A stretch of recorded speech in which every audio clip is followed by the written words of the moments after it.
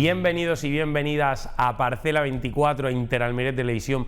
Bienvenidos a su casa, a este ya noveno programa de esta primera temporada de Parcela 24, que les vamos a comunicar que la semana que viene, con el 10º programa, llegará a su fin. Pero antes de todo, hoy vamos a tener con nosotros, vamos a hablar de todo. Hoy vamos a hablar de Big Data, vamos a hablar sobre cómo está el mercado estadounidense, que tenemos uno de los técnicos que nos va a acompañar esta noche allí. Nos va a acompañar también de Ciudadanos Miguel Cazorla y Manuel Escudero, que nos va a dar una breve valoración de cómo ha ido y cómo irá la campaña que viene en cuanto a plántula se refiere, y en la parte de innovación hablaremos también de suelo. Pero antes que nada vamos a ver qué ha pasado esta semana con nuestras noticias agrícolas.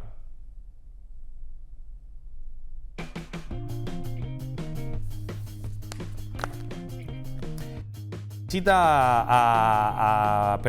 la visita a los llanos de Dalía, el consejero de Agricultura, Pesca y Desarrollo Rural, Rodrigo Sánchez, puso en manifiesto la apuesta continuada por la generación de riqueza y empleo desde el máximo aprovechamiento de los recursos hídricos. Además, reivindicó la inversión en la modernización de regadío y el uso sostenible del agua como la política más efectiva contra el despoblamiento.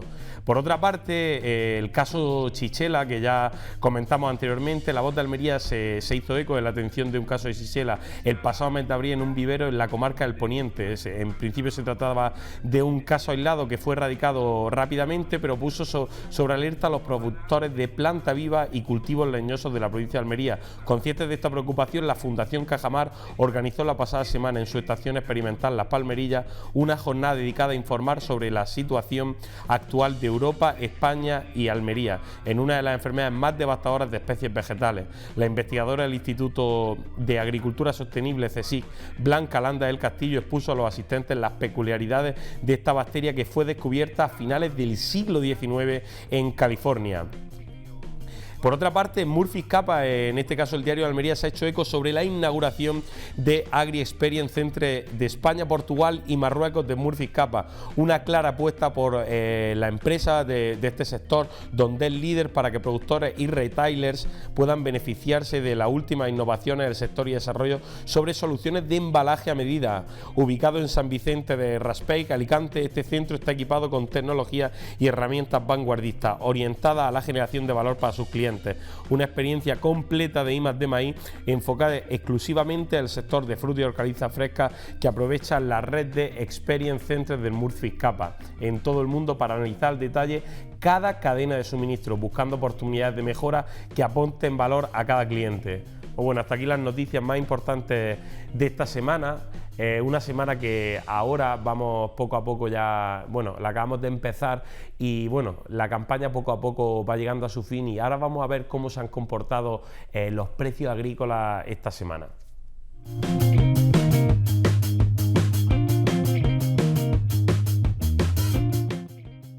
Tomate pera, según datos de Agroponiente, hoy ha cerrado a 61 céntimos la primera partida y la última la ha hecho a 36. El pepino francés ha comenzado a 17 céntimos y la quinta partida ha cerrado a 9, mientras que el pepino español ha comenzado a 61 céntimos y lo último se ha vendido a 47. El pepino Almería ha tenido una única partida que lo ha hecho a 27 céntimos de euro.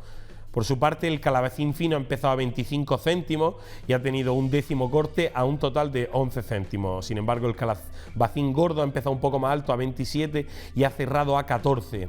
La berenjena larga lo ha hecho 50, haciendo su último corte en el décimo a 36. La berenjena blanca a 57, a 38 céntimos ha cerrado el último corte. La judía, como siempre, comportándose bastante bien, a 2,28 y cerrando a 1,34. En su caso, el pimiento largo verde lo ha hecho a 1,08, cerrando el octavo corte a 82 céntimos. El rojo lo ha hecho a 1,81, cerrando el décimo a 1,38, el corto a 77 y el pepino italiano ha empezado a 1,14 y cerrando a 74 céntimos.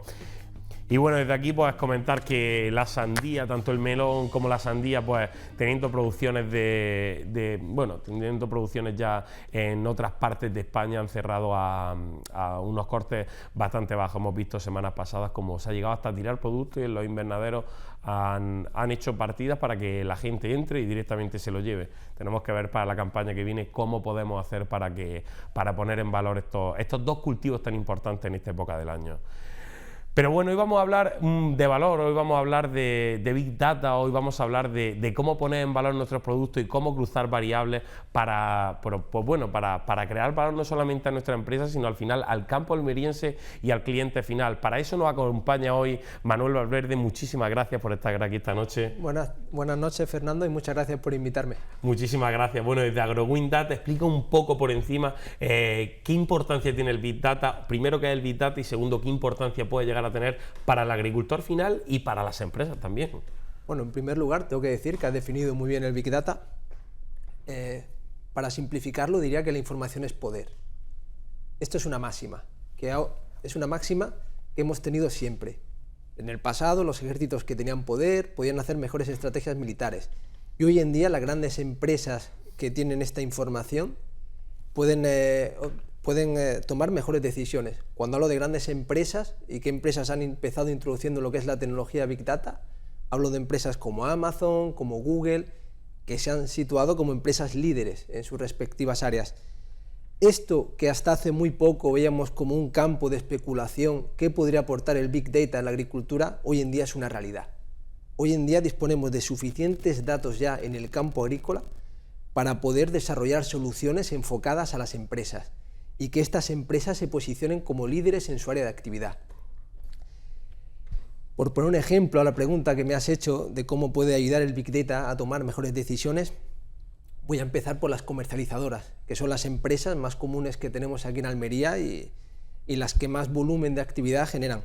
Para una comercializadora es muy importante, por ejemplo, saber el acopio de berenjena que va a tener la próxima semana para así negociarlo con sus clientes y saber si va a tener la producción suficiente para poder enviárselo o va a necesitar otras vías para obtener esta producción y poder cumplir con él. El Big Data le da la solución para saber cuánto van a tener en las próximas semanas y para que puedan tomar estas decisiones estratégicas. Si hablamos de una empresa que, por ejemplo, tiene 100 hectáreas de lechuga y quiere saber cuándo va a hacer el próximo corte y cuántas plantas va a haber afectadas por botrytis, cómo va a influir el tiempo que va a hacer en las próximas semanas en la producción de lechuga, si van a crecer, si la producción se va a quedar estancada y luego va a continuar. Toda esta información el Big Data se lo proporciona. Esto favorece al agricultor porque las empresas que mejor pueden negociar son las empresas que luego van a poder pagar mejor a los agricultores que les suministran el género. Pero no solo queda en comercialización. Voy a poner otro ejemplo en casas de semillas. Ahora hay una tecnología que está recibiendo muchísimo bombo, una técnica que es la CRISPR-Cas9. Es una técnica que cuando esté desarrollada y se integre 100% en la producción en las casas de semillas va a ser muy disruptiva, pero esta técnica cuando llegue va a generar otro cuello de botella, que es el fenotipado. ¿Qué es el fenotipado? ¿Cómo se va a comportar una variedad en determinadas condiciones? ¿Las casas de semillas saben cómo se va a comportar su variedad exactamente en una finca determinada? Ellos le pueden decir al cliente, al agricultor, vas a producir tanto con esta variedad o esta es tu mejor variedad. Es una información que el agricultor en el futuro demandará. ¿Por qué? Porque el campo se está sensorizando y estos sensores que están recopilando datos de la finca del agricultor en un futuro se podrán utilizar para identificar cuál es la mejor variedad que se ajusta a su finca, incluso poder identificar cuáles son las mejores regiones para una variedad y cuál es el mejor manejo de cultivo para que esa variedad tenga un máximo de producción. Manuel, estamos viendo que la ley de protección de datos está en Europa cada vez más, se está implantando sí. Y cada vez va más. ¿Puede tener problemas la empresa a la hora de monitorizar todo eso y vender esos datos a otra empresa o no? No se venden datos, lo que se venden son resultados. O sea, la ley de protección de datos, una ley que se está implementando, ya está implementada con nosotros. Obviamente todas las empresas tienen que ceñir su actividad a esta nueva ley y no solo afecta a las empresas que trabajan con el Big Data, sino afecta a todas. Al final, nosotros lo que hacemos es vender resultados y estos datos obviamente no se venden. Vendemos resultados después de hacer un análisis previo y estos datos se eliminan. O sea, no entraría en ninguna confrontación con la ley de protección de datos. Y al comentarme esto, creo que sería muy interesante, por un ejemplo, precisamente los consumidores llevan muchísimos años generando información en Internet, en la nube. Hay un reto para la agricultura almeriense que siempre ha sido la comercialización. Vamos a entender al consumidor final. ¿Qué imagen tiene este consumidor? O bien de mi producto, o bien de mi marca, o bien del concepto de agricultura ecológica. Hoy en día tenemos la posibilidad de poder analizarlo, poder conocer exactamente cuál es la imagen que tiene el agricultor para poder tomar decisiones estratégicas e identificar cuáles van a ser las comunidades más proclives a apoyar mi estrategia para centrar mis esfuerzos en ella, mis esfuerzos de marketing. Por ejemplo, ¿podríamos a través del Big Data llegar a modelos predictivos en cuanto a fruta y hortalizas se refiere? Sí, totalmente. Totalmente. Modelos predictivos, ahora estamos en verano, es una época de total estacionalidad, sabemos lo que ocurre, el melón y la sandía en función de la temperatura que haya en Alemania o pueda haber en Francia, así tienen una venta o ya tienen una demanda o dejan de tener una demanda. Hoy en día conocemos exactamente cómo se comporta el consumidor del norte de Alemania cuando hay cierta bajada de temperatura o cómo se va a comportar el del sur de Francia. Estas son las preguntas que el Big Data resuelve para ajustar esta producción y para poder conocer mejor la comercialización que van a tener en el futuro. Y por ejemplo, para las empresas hemos estado hablando de una parte muy importante que es la parte, sobre todo una estrategia empresarial. Para el agricultor final, ¿esto cómo se lo daríamos a él para que él pudiera utilizarlo? ¿O tiene que ir a través de las empresas? Los que más datos generan son las empresas. Este dato de las empresas ya algunos lo están intentando volcar para que los agricultores lo puedan utilizar en apps. Apps que le muestran gráficas para que los agricultores tomen mejores decisiones. Ese es el camino. Los agricultores, cuando empiecen a generar de forma masiva datos en su finca por la instalación de dispositivos IoT o lo que es lo mismo sensores en el campo, podrán volcar esta información en conjunto y después de analizarla tendrán un feedback para ver cuál es la mejor gestión que tienen que hacer, por ejemplo, para su cultivo. Digamos que el Big Data es una realidad y que ahora tenemos que empezar a construir los proyectos que vamos a desarrollar en el futuro. Ya no solo en el área de comercialización, no área de semillas, cualquier área. Te pongo un ejemplo de un proyecto muy interesante que hicimos en la industria auxiliar. Una gran multinacional quería saber cuál iba a ser la demanda que iba a tener de un producto. En este caso su cliente eran los agricultores. Ahora bien, ¿cómo se comporta un agricultor en función del precio que va a haber en el campo, en función de la temperatura, para poder segmentarlo y para poder saber y ajustar la demanda que voy a tener en el futuro de mi producto? ¿Cómo se realiza exactamente toda la segmentación de agricultores? ¿Cómo estimáis el volumen total de agricultores que hay en el campo? Nosotros lo que hacemos es que partimos de datos internos de la empresa y esos datos los enriquecemos con datos externos que nosotros ya tenemos. Tenemos unas grandes fuentes de datos externos fiables que ya hemos analizado para que sean datos de calidad y cruzamos esta información con los datos internos. A partir de ahí identificamos cuáles son los factores que influyen y qué factores no. Dejamos a un lado la intuición. Al final, el objetivo del Big Data no es tomar decisiones con la intuición, sino tomar decisiones con datos. Al final, somos nosotros los que tenemos que tomar decisiones, pero que estos datos sean de calidad y que nos lleven a identificar otras fuentes u otra información que no nos podríamos imaginar antes cómo afecta. Y a partir de aquí poder desarrollar estos modelos predictivos para ver el comportamiento que va a haber en el futuro, para ver la estimación que vamos a poder tener en el futuro. O sea, al final, un poco más es unir todas las variables al final para que la decisión que tome sea la correcta. Pues bueno, poco a poco yo creo que ¿qué porcentaje de empresas puede haber a día de hoy en el campo almeriense en que realicen Big Data? Cada vez es más creciente. Como en cualquier nueva tecnología que se está implementando, son las empresas pioneras, grandes multinacionales, grandes empresas comercializadoras, cooperativas, las que lo están implementando. Esta tecnología paulatinamente irá llegando también a las empresas medianas y luego a las empresas pequeñas, pero principalmente el foco que está adaptando esta tecnología son las empresas grandes, que son las que digamos, disponen ya de un departamento de inteligencia de negocio, que saben cómo utilizar y en qué dirección vamos a ir con esta tecnología y disponen de grandes volúmenes de información.